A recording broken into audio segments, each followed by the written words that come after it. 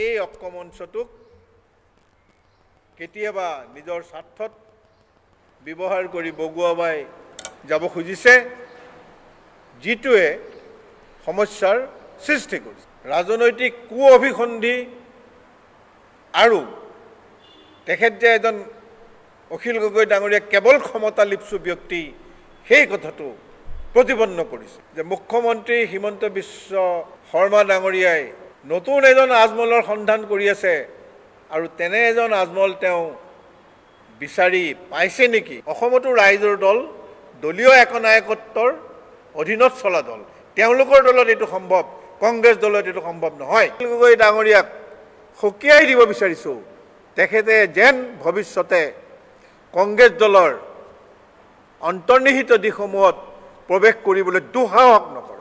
আমি অখিল গগৈ ডাঙৰীয়াক এটাই মাত্ৰ আহ্বান জনাব বিচাৰিছোঁ যে আপুনি মূল শত্ৰু চিনাক্ত কৰক।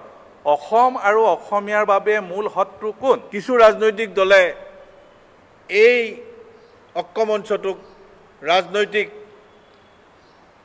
তেওঁলোকৰ দলীয় আকাংক্ষা পূৰণৰ মঞ্চ হিচাপে ভবাৰ বাবেই আমি দেখিছোঁ যে অখিল গগৈ ডাঙৰীয়াই এই অক্ষমঞ্চটোক কেতিয়াবা নিজৰ স্বাৰ্থত ব্যৱহাৰ কৰি বগুৱাবাই যাব খুজিছে, যিটোৱে সমস্যাৰ সৃষ্টি কৰিছে।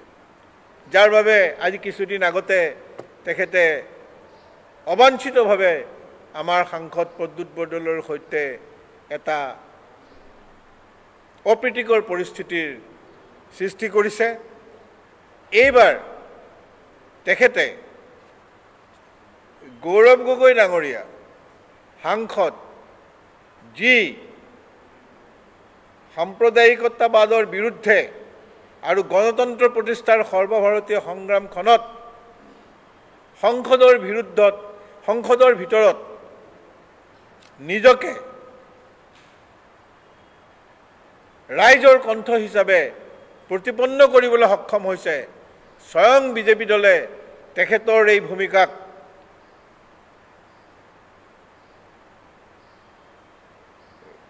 ভয় ভীতিৰ চকুৰে চাবলৈ ধৰিছে।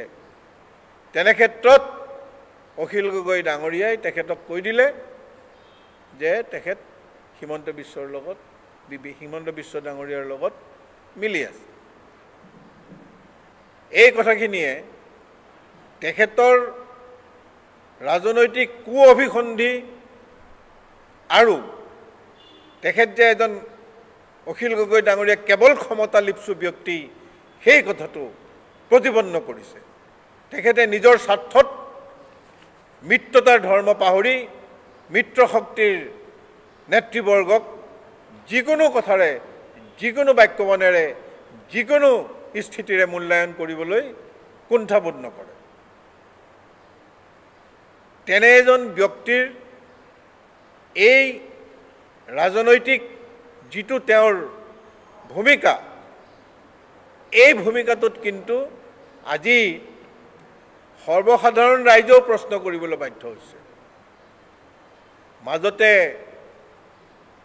অসমৰ ৰাজনীতিত বদৰুদ্দিন আজমল ডাঙৰীয়া খুব সক্ৰিয় হৈ পৰিছিল আৰু ৰাইজেই দেখিছিল যে তেখেত বিজেপিৰ ৰাজনৈতিক স্বাৰ্থ পূৰণৰ নানান দিশত সহায়ক হৈ উঠিছিলে। আৰু আজি তেখেতৰ বদৰুদ্দিন আজমল ডাঙৰীয়াৰ স্থিতি নিষ্প্ৰভ হৈ আহিছে। গতিকে এনে এটা অসমৰ ৰাজনীতিত প্ৰশ্ন উত্থাপন হৈছে যে মুখ্যমন্ত্ৰী হিমন্ত বিশ্ব শৰ্মা ডাঙৰীয়াই নতুন এজন আজমলৰ সন্ধান কৰি আছে আৰু তেনে এজন আজমল তেওঁ বিচাৰি পাইছে নেকি? এইটো আমাৰ প্ৰশ্ন নহয়, অসমৰ ৰাইজৰ প্ৰশ্ন। বিভিন্ন সংবাদ মাধ্যমত বিভিন্ন লোকৰ মতামতৰ ভিত্তিত আমি এই প্ৰশ্ন উদ্ৰেক হোৱা লক্ষ্য কৰিছোঁ। অখিল গগৈ ডাঙৰীয়াই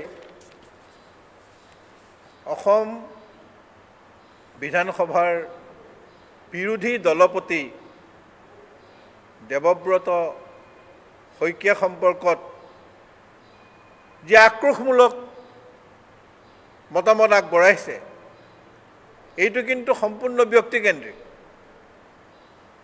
আৰু কিবা কাৰণত একেখন জিলাতে দুয়ো ৰাজনীতি কৰাৰ বাবে অখিল গগৈ ডাঙৰীয়াৰ যি উচ্চাত্মিক মনোভাৱ যি সুপেৰিয়ৰিটি কমপ্লেক্স সেইটোৱে ক্ৰিয়া কৰিছে কাৰণ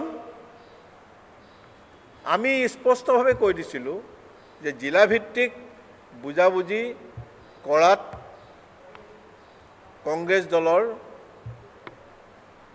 কোনো আপত্তি নাই তেনে ক্ষেত্ৰত সময়মতে অখিল গগৈয়ে জিলা সমিতি স্থানীয় বিধায়কসকল আৰু ব্লকৰ নেতৃবৰ্গক তেওঁ একেবাৰে ওলাই কৰি শেষ মুহূৰ্তত তেওঁ ৰাজ্যিক নেতৃত্বৰ কাষ চাপিছে যে বুজাবুজি হ'ব লাগে ইতিমধ্যে মনোনয়ন পত্ৰ দাখিল কৰা হৈ গৈছে মনোনয়ন পত্ৰ দাখিল কৰাৰ পিছত এই ধৰণৰ স্থানীয় বুজাবুজিৰ সুযোগটো নাথাকে এই কাৰণেই যে নানান প্ৰক্ৰিয়াৰ মাজেদি প্ৰাৰ্থী নিৰ্বাচিত কৰা হয় দলীয় প্ৰাৰ্থিত্বৰ বাবে তেতিয়া আৰু বেলেগক এৰি দিয়া নিদিয়াৰ প্ৰসংগটো অপ্ৰাসংগিক হৈ পৰে গতিকে তেনে পৰিস্থিতিত অখিল গগৈ ডাঙৰীয়াই কৈছে যে নাজিৰা আৰু শিৱসাগৰত বুজাবুজি নকৰি কংগ্ৰেছ দলে অন্যায় কৰিছে তেখেতৰ যি সময় সাপেক্ষ পদক্ষেপ সেই পদক্ষেপ তেখেতে নোলোৱাৰ বাবে এই পৰিস্থিতিৰ জন্ম হৈছে আমি আমাৰ দলে গণতান্ত্ৰিক প্ৰক্ৰিয়াটোক বিশ্বাস কৰোঁ আৰু আমাৰ দলত কোনো 1 নম্বৰ 2 নম্বৰ লিডাৰ নাই সকলোৱে লিডাৰ মাত্ৰ দায়িত্ব দিয়া হয় কাৰোবাক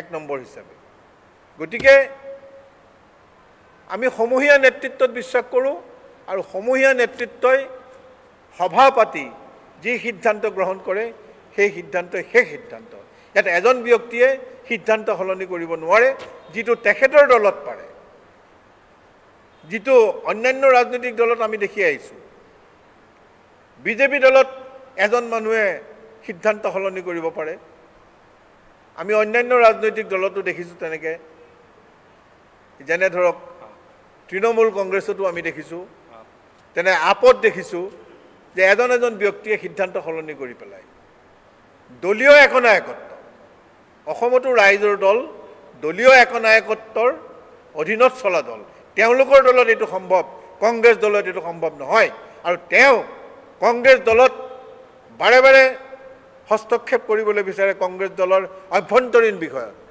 আমি অখিল গগৈ ডাঙৰীয়াক সকীয়াই দিব বিচাৰিছোঁ তেখেতে যেন ভৱিষ্যতে কংগ্ৰেছ দলৰ অন্তৰ্নিহিত দিশসমূহত প্ৰৱেশ কৰিবলৈ দুঃসাহস নকৰে তেখেতৰ এই দুঃসাহসিকতাই মিত্ৰতাৰ প্ৰশ্নত ভৱিষ্যতে অনেক প্ৰশ্নৰ উদ্ভাৱন কৰিব গতিকে তেওঁ নিজৰ দলত একনায়কত্ববাদ চলাওক বিৰোধী ঐক্য মঞ্চত নহয় কংগ্ৰেছ দল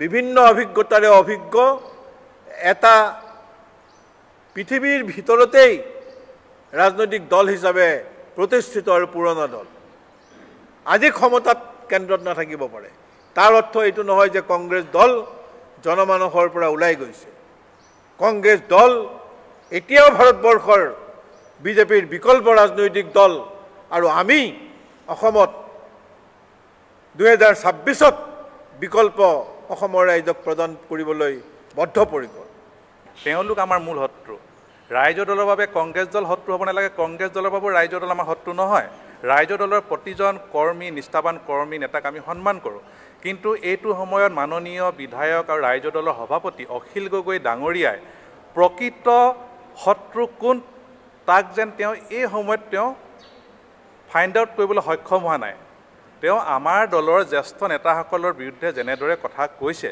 বিগত কেইদিন আমাৰ লাগিলে আমাৰ বিধানসভাৰ বিৰোধী দলৰ দলপতিয়ে হওক লোকসভাৰ উপদলপতি গৌৰৱ গগৈ ডাঙৰীয়াই হওক আমাৰ নগাঁৱৰ সাংসদ প্ৰদ্যুৎ বৰদলৈ ডাঙৰীয়াৰ বিৰুদ্ধে হওক, তেখেতৰ দৰে এজন অভিজ্ঞ আৰু সংগ্ৰামী ৰাজনীতিয়ে যি ধৰণে মন্তব্য দিছে সেইটো সঁচাকৈ অত্যন্ত দুৰ্ভাগ্যজনক। তেওঁ আমাৰ দলৰ আভ্যন্তৰীণ বিষয়ত মাত মাতিছে, আমাৰ নেতাকেইজনক প্ৰতিচ্ছবি ৰাইজৰ মাজত বেয়া হোৱা তেওঁ কথা কৈছে। এইটো কোনো পধ্যে গ্ৰহণযোগ্য নহয়।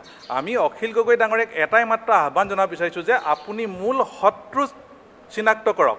অসম আৰু অসমীয়াৰ বাবে মূল শত্ৰু কোন? অসম আৰু অসমীয়াৰ বাবে মূল শত্ৰু হ'ল RSS, বিজেপি, সাম্প্ৰদায়িক আৰু বিভাজনকামী ৰাজনীতি। আমি তাৰ বিৰুদ্ধে যুঁজিব লাগে। আমাৰ যুঁজখন একত্ৰিত যুঁজ, গণতান্ত্ৰিক বিজেপি বিৰোধী সকলো গণতান্ত্ৰিক শক্তিৰ মূল যুঁজখন হ'ল বিজেপি RSSৰ বিৰুদ্ধেহে। গতিকে তেওঁ এইবিলাক অবাঞ্ছিত কথা কৈ পৰিৱেশ বিনষ্ট নকৰি তেখেতে মূল শত্ৰুৰ বিৰুদ্ধে যুদ্ধখন আৰম্ভ কৰক। আমাৰ আহ্বান তেওঁলোকে সেইটোহে আছে। প্ৰতিটো ৰাজনৈতিক দলৰে নেতৃত্ব অভিজ্ঞ আৰু পৰিপক্ক। প্ৰতিজন নেতাই যেতিয়া আমাৰ কমন শত্ৰু কোন, অসম আৰু অসমীয়া মূল শত্ৰু কোন, তেওঁক চিনাক্ত কৰি সামগ্ৰিকভাৱে এটা সিদ্ধান্ত ল'ব যে আমি অতি পৰিপক্কতাৰে এই প্ৰধান শত্ৰুৰ বিৰুদ্ধে যুঁজ কৰিব লাগে, তেতিয়া ভাবোঁ যে এইখিনি আধা সমস্যা আমাৰ নাইকিয়া হৈ যাব। অখিল গগৈ ডাঙৰীয়াই যিখিনি মন্তব্য কৰিছে আপোনালোকে নিজেই কওক, অত্যন্ত দুৰ্ভাগ্যজনক। আমাৰ বিৰোধী দলৰ প্ৰতি